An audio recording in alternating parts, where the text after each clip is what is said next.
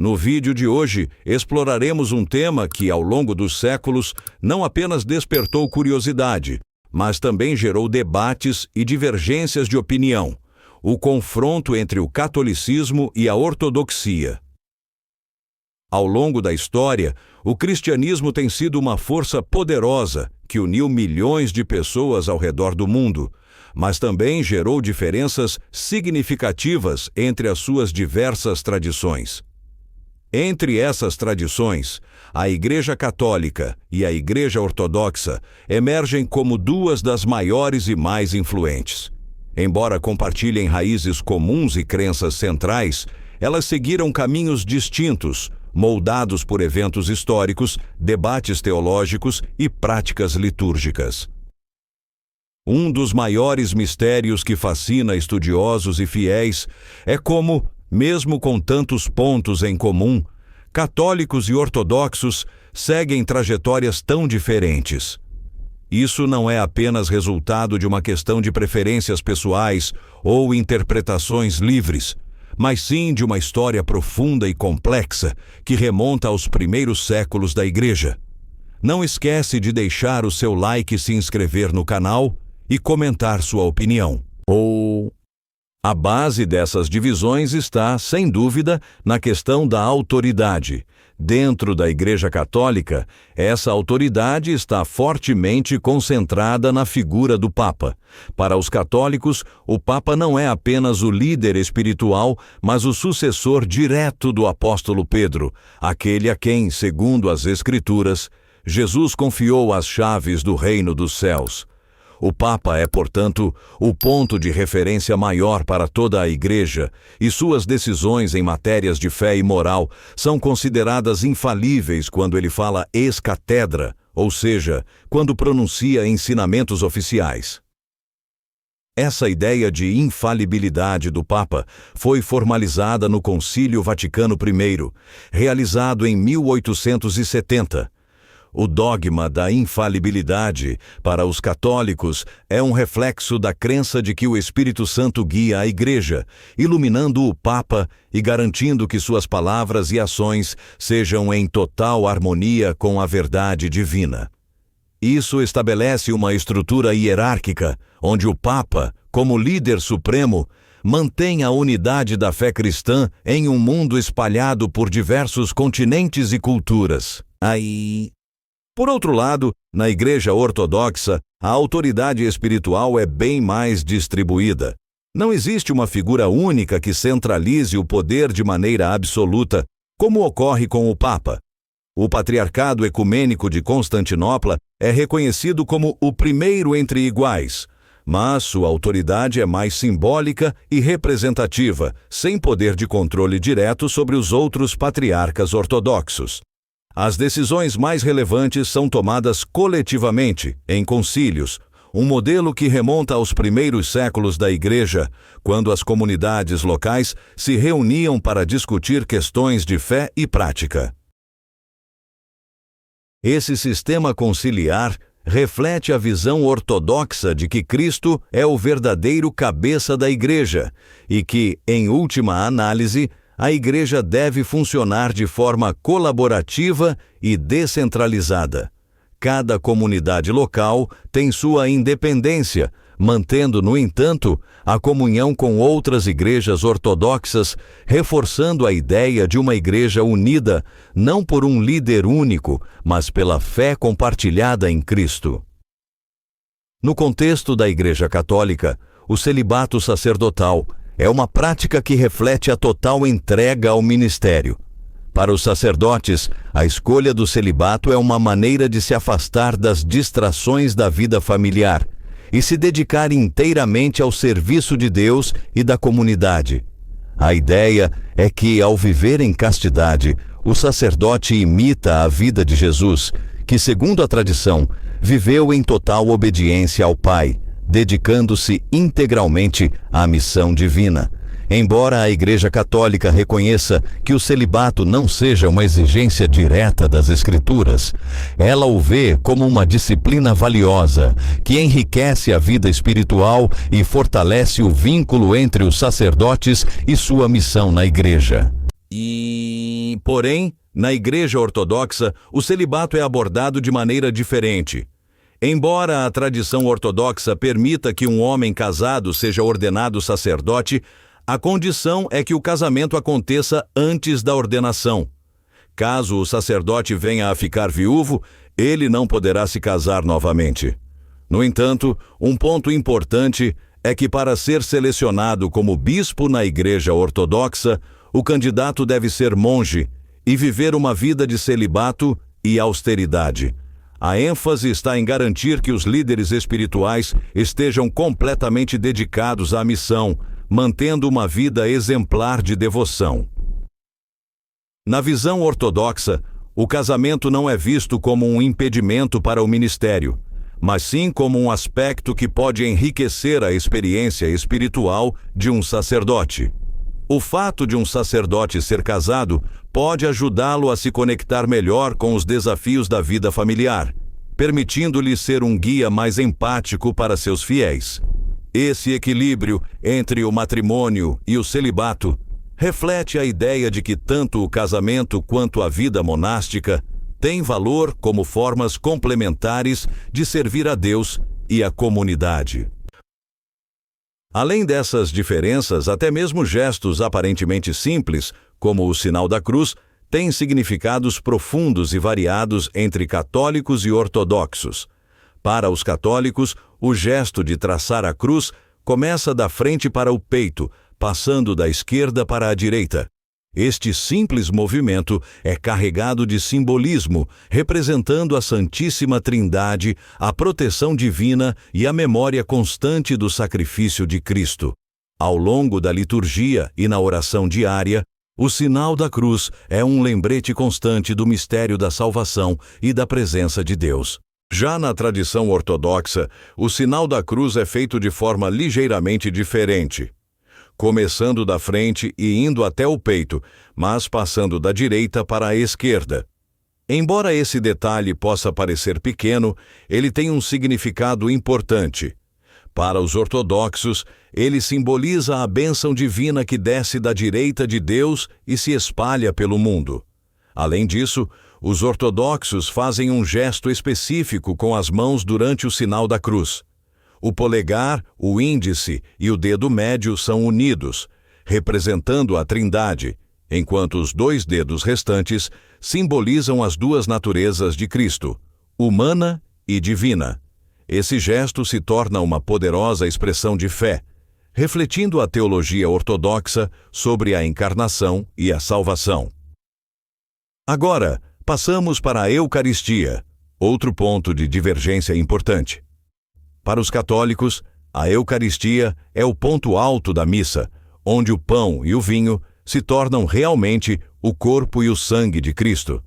Na liturgia católica, o pão utilizado é o azimo, sem fermento, para simbolizar a pureza de Cristo e remeter à última ceia. Para os católicos, a Eucaristia é uma renovação do sacrifício de Cristo na cruz, e o altar se torna um prolongamento desse sacrifício, um local de encontro com o sacrifício redentor de Jesus. Na Igreja Ortodoxa, a liturgia eucarística apresenta diferenças significativas. O pão utilizado é chamado prósforo, um pão envelhecido que representa a ressurreição e a nova vida trazida por Cristo. Este pão simboliza a vitória sobre o pecado e a morte, e a promessa de um renascimento espiritual. A preparação do pão é uma ocasião de participação comunitária, na qual os fiéis se envolvem ativamente, reforçando a importância da união e da comunhão dentro da Igreja. Essas diferenças litúrgicas entre católicos e ortodoxos refletem não apenas questões teológicas, mas também práticas que buscam transmitir a fé de maneiras distintas, embora ambas profundamente enraizadas no amor a Cristo e na missão de sua Igreja. A arquitetura das igrejas católicas e ortodoxas não é apenas uma questão de estética, mas uma expressão profunda de teologia e espiritualidade. Nas igrejas católicas, a construção é projetada para favorecer a concentração e o recolhimento dos fiéis. Bancos dispostos voltados para o altar Escadas coloridas, esculturas e detalhes arquitetônicos não apenas decoram, mas também ensinam. Cada elemento carrega uma mensagem que transmite a história da salvação e da vida dos santos. A ênfase está em criar um ambiente que ajude os fiéis a se concentrarem na relação com Deus e a refletirem sobre os mistérios da fé. Por outro lado, as igrejas ortodoxas são concebidas para transmitir uma experiência mística de comunhão com o divino. O formato da planta segue a tradição bizantina, com a cruz grega ou um círculo, simbolizando a perfeição e a união dos fiéis em torno do mistério divino. Um dos elementos centrais dessa arquitetura é a iconostase, uma parede cheia de ícones sagrados que separa o santuário do restante da igreja. Essa barreira simbólica não é apenas uma separação física, mas um lembrete da distância entre o humano e o divino. A iconostase ensina que, embora Deus esteja presente, ele permanece além do alcance direto do homem. Além disso, a ausência de bancos nas igrejas ortodoxas reflete uma prática de veneração e respeito. Os fiéis são convidados a ficar de pé durante a liturgia, como um sinal de participação ativa e vigilância. A ideia é que a liturgia não é apenas um rito, mas um encontro direto com o mistério de Deus. Os fiéis se mantêm de pé em respeito ao sagrado, imitando o comportamento de anjos e santos, que, segundo a tradição, estão sempre em pé diante de Deus. Agora vamos falar sobre Maria, uma figura central em ambas as tradições, mas com visões distintas. Para a Igreja Católica, Maria foi preservada do pecado original desde o momento da sua concepção, um dogma conhecido como a Imaculada Conceição. Essa doutrina afirma que Maria, por uma graça especial de Deus, foi mantida pura desde o início de sua vida, tornando-se digna de ser a mãe do Redentor. Para os católicos, isso é visto como uma preparação divina extraordinária para que Maria pudesse cumprir sua missão de dar à luz o Salvador. Na tradição ortodoxa, embora Maria seja venerada como a toda santa, sua pureza não é vista como uma proteção divina desde o momento de sua concepção. Para os ortodoxos, a santidade de Maria vem de sua livre escolha de viver em obediência, pureza e dedicação a Deus.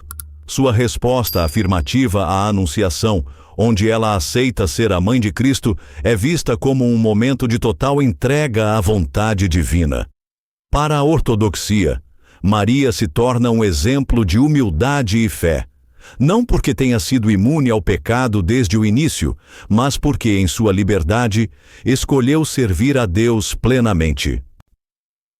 Outro detalhe interessante que distingue as tradições diz respeito à aparência dos sacerdotes, especificamente o uso da barba.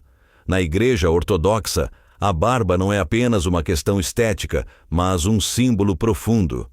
Desde os primeiros tempos, os monásticos e presbíteros ortodoxos adotaram a barba longa como um sinal de separação das vaidades mundanas, simbolizando sabedoria espiritual e uma imitação dos profetas do Antigo Testamento e de Cristo.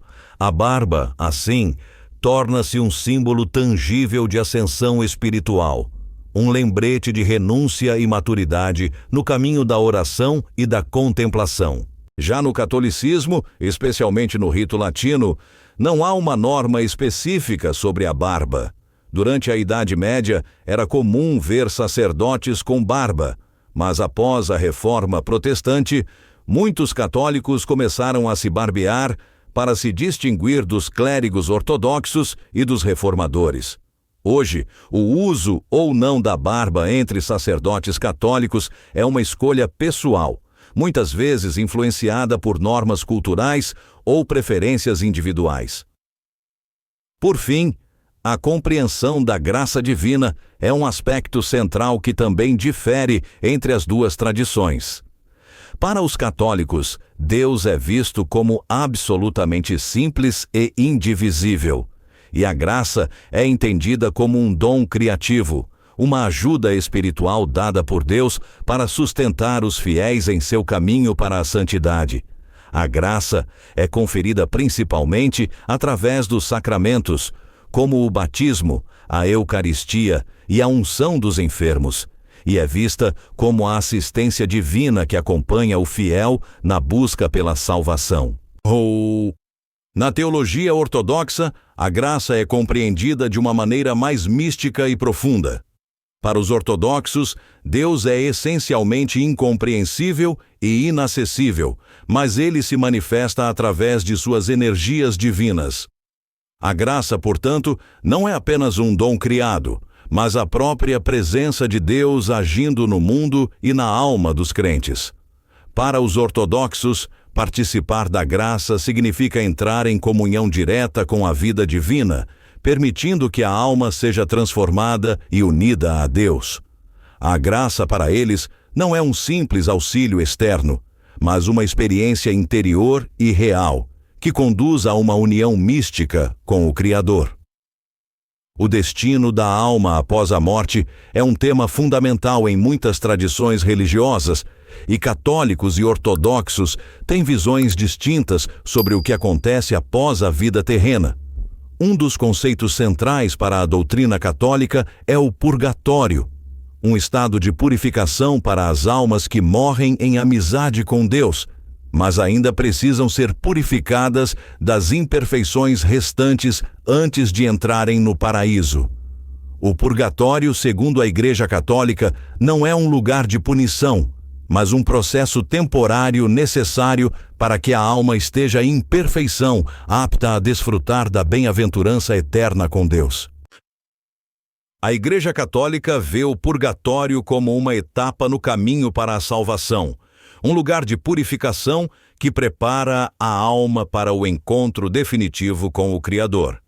Durante esse período, as orações dos vivos, especialmente as missas e outros ritos litúrgicos, são vistas como eficazes para ajudar a abreviar o tempo de purificação das almas.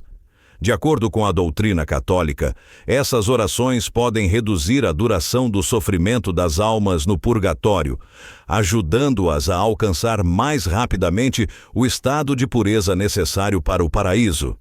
O Concílio de Trento, realizado no século XVI, reforçou esse dogma, fundamentando-o com base em textos bíblicos e ensinamentos da Igreja. Em contraste, a Igreja Ortodoxa não adota um conceito específico de purgatório.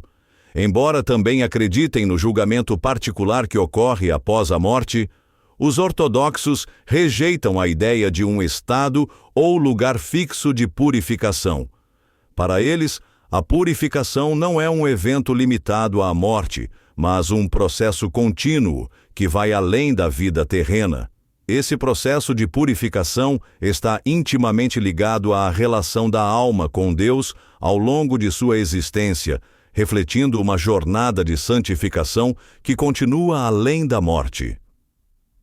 Nas tradições ortodoxas, as orações pelos mortos são vistas como atos de amor e intercessão, com o objetivo de invocar a misericórdia divina sobre as almas, mas não no sentido de libertá-las de um estado de purgação. Para os ortodoxos, a purificação não é uma questão de tempo ou de um lugar específico, mas um reflexo da misericórdia de Deus que julga cada alma com justiça perfeita. A ênfase está no perdão divino e no desejo de uma união eterna com Deus, sem a necessidade de uma etapa intermediária como o purgatório. Além dessas diferenças sobre o destino pós-morte, outro ponto de distinção entre católicos e ortodoxos diz respeito à relação entre fé e razão. A tradição católica tem sempre procurado equilibrar a razão e a fé, vendo ambas como dons divinos que não estão em oposição, mas se complementam. A razão é vista como uma ferramenta dada por Deus para explorar o mundo e compreender o que ele criou. Para os católicos, a razão pode nos guiar até certo ponto na busca pela verdade, mas a fé é o elemento que transcende os limites da compreensão humana e nos leva à verdadeira união com Deus. Teólogos como São Agostinho e São Tomás de Aquino enfatizaram a ideia de que a fé e a razão não estão em conflito, mas trabalham juntas para levar a humanidade à contemplação da verdade divina. Na tradição ortodoxa, por outro lado, há uma ênfase maior na experiência mística. Embora a razão tenha seu lugar, ela é vista como subordinada ao encontro direto com o mistério de Deus. Para os ortodoxos, a verdadeira compreensão de Deus não vem do raciocínio lógico ou da especulação filosófica, mas da experiência direta de sua presença. A fé é entendida como uma vivência ativa, uma experiência transformadora que ultrapassa a razão. A verdadeiro conhecimento de Deus, segundo a visão ortodoxa, é alcançado através da oração, da participação na liturgia e da vida sacramental, em um processo contínuo de transformação interior. Assim, a fé é vista como uma jornada espiritual e não como uma compreensão teórica, algo que se vive no cotidiano da fé e na relação íntima com Deus. E aí, o que você acha das diferenças entre o catolicismo e a ortodoxia? Compartilhe sua opinião nos comentários abaixo. Se você gostou desse conteúdo, não esqueça de deixar seu like e se inscrever no canal para mais vídeos como este. Até a próxima!